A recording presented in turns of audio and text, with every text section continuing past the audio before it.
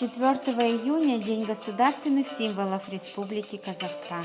Государственные символы – это один из неотъемлемых атрибутов любого государства, олицетворяющих его идентичность и суверенитет. В Республике Казахстан государственными символами являются государственный флаг, государственный герб и государственный гимн. Государственный флаг Республики Казахстан представляет собой прямоугольное полотнище голубого цвета с изображением в центре солнца с лучами, под которым парящий орел. У древка вертикальная полоса с национальным орнаментом. Изображение солнца, его лучей, орла и национального орнамента цвета золота. Автор государственного флага Республики Казахстан – заслуженный деятель искусств Казахстана Шакен Ниязбеков.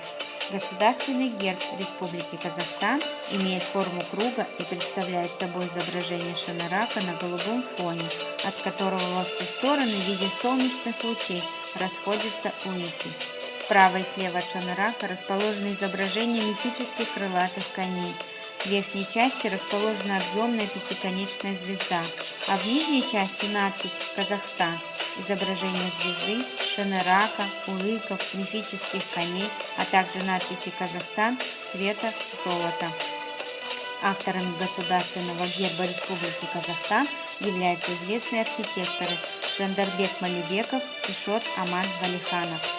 Государственный гимн Республики Казахстан, ранее известный как песня «Минын Казахстаны», по инициативе первого президента Нурсултана Назарбаева, был утвержден парламентом страны 6 января 2006 года.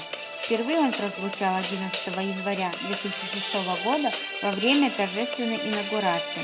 Музыка композитора Шамши Калдаякова, слова Жумикена Нажимеденова и Нурсултана Назарбаева. С праздником, дорогие казахстанцы!